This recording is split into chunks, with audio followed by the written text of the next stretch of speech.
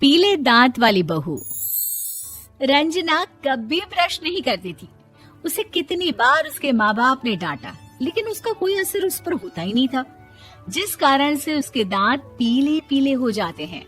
शादी के बाद अरे बहू, वैसे तो तुझ में कोई कमी नहीं है, पर तेरे दांत इतने पीले कैसे हैं बेटा?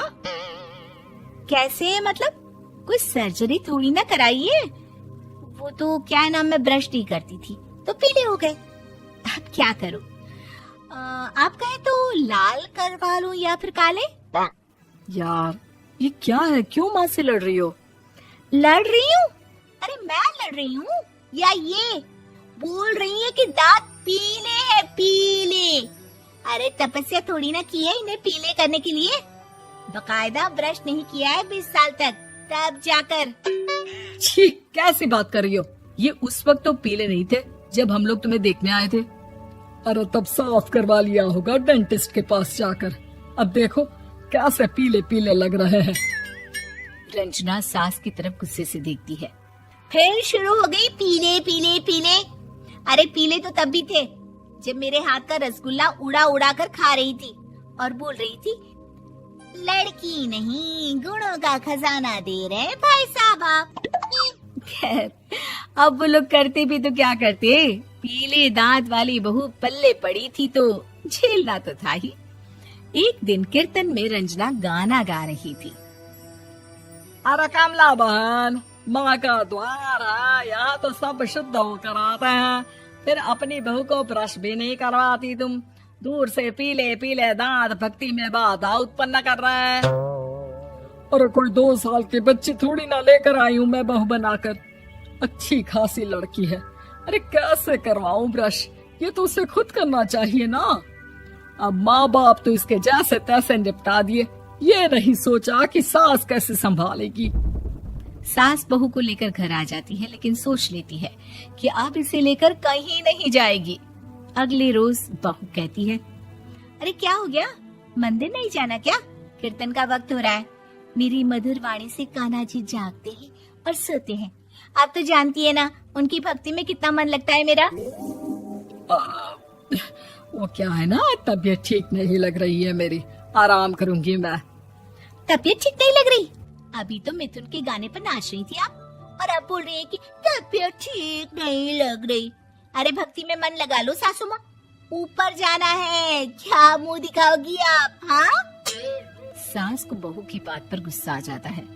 मैं क्या मुंह दिखाऊंगी, इसकी चिंता तो ना कर, समझी? अपने मुंह की चिंता कर, जो ये पीले पीले दांत लेकर हर जगह पहुंच जाती है। पता है लोग कितना मजाक बनाते हैं। ना जी ना, मैं नहीं जाना कहीं तेरे साथ। तो ये बात है, कोई ना, मत जाओ, मैं अपने कमरे में ही बैठकर भक्ति कर लूंगी। ऊपर वाला दांत थोड़ी ना देखता है, मन देखता है, भावना देखता है। और अरे बस बस, तू सब कुछ दिखा, बस ये सफेद चमकदार दांत ना दिखाना किसी को, है? जा यहाँ से। बहू को सास की बात का कोई फर्क नहीं पड़ता, वो तो जैसी थी वैसी ही रह जाती है। सुबह नहाकर किचन में खाना बनाना, फिर खाना खाना, कीर्तन भजन करना और सो जाना। एक दिन, माँ जी मैं सहेली के घर जा रही हूँ, शाम को लेट आऊंगी। हाँ हाँ तो जाना, मैंने कौन सा तेरी आरती करनी है घर पर बैठकर। रंजना सहेली के घर जाती है, जहाँ वो पार्टी में जाने की तैयारी कर रही होती है। अरे शिखा, कहाँ जाने की तैयारी कर रही है? मैं गलत वक्त पर आ गई क्या? अरे नहीं यार, उल्टा सही वक्त पर आ गया। मैंने ये साड़ी और ज्वेलरी निकाली है यार, शाम को इनके ऑफिस की एक पार्टी में जाना है। बताना कैसा लग रहा है ये सब? नहीं यार, इस ड्रेस के साथ तो वो वाली ज्वेलरी अच्छी लगेगी। हाँ हाँ सही बोल रही है, मैंने ध्यान ही नहीं दिया। वैसे तो हमेशा से मस्त फैशन सेंस रखती है। तो बड़ा जाती होगी ना पति के साथ पार्टी में। रंजना कुछ नहीं बोलती, बस सोचती है कि यार काश ये बात सही हो जाती, पर मैं क्यों नहीं जाती पार्टी में? क्या इन लोगों की कोई पार्टी होती नहीं होगी? रंजना घर आती है और रात में पति से सवाल करती है, एक बात बताइए, आप मुझे किसी पार्टी में क्यों नहीं ले जाते? क्या आपकी यहाँ ऑफिस में पार्टी नहीं होती? पति बेचारा क्या कहता कि दांत पीले हैं तुम्हारे इसलिए। अरे कोई पार्टी होती नहीं हम लोगों के ऑफिस में, तो कहाँ से लेकर जाऊं?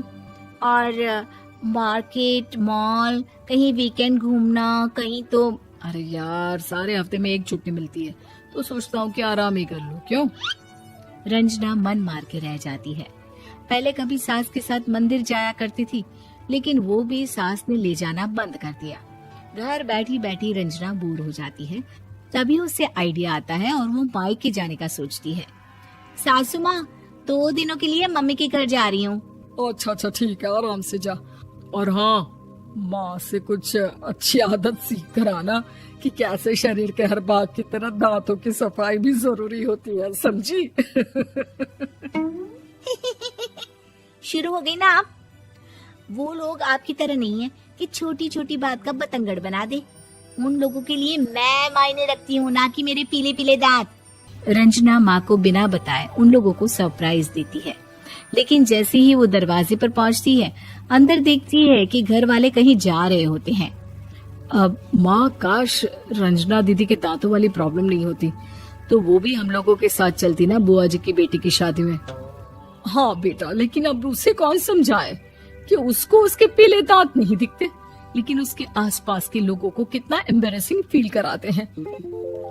मुझे तो कितनी बार उसके स्कूल की टीचर ने शिकायत की कि उसके साथ कोई लड़की बैठना भी नहीं चाहती, और ना ही कॉलेज में कोई उससे बात करना चाहता था। लेकिन पता नहीं क्यों उसे ये बात समझ में ही नहीं आती। कोई कमी नहीं है उस लड़की में, बस यही कि दांत पीले हैं। वो तो भला हो जीजा जी और उनकी माँ का, जो दीदी को जैसी है वैसे ही रखा हुआ है। रंजना को अपने घर वालों की बात सुनकर बहुत दुख होता है। वो सोचती है कि वो क्या करे, लेकिन फिर वो सीधा डेंटिस्ट के पास जाती है, अपने दांत चमकाती है और कसम खाती है कि वो रोज ब्रश करेगी। अरे क्या हो गया? तुम तो 2 दिनों के लिए गई थी ना, पर कोई ना, अच्छा है, चलो आ गई तो। रंजना सास के सामने आकर खड़ी हो जाती है और पूरी स्माइल करती है, उसके चमकदार दांतों को दिखाती हुई। हैं? चले मंदिर। माँ, मुझे माफ कर दीजिए, मैंने आप लोगों को बहुत एम्बैरेसिंग फील करवाया। मैं आज से रोज ब्रश करूंगी।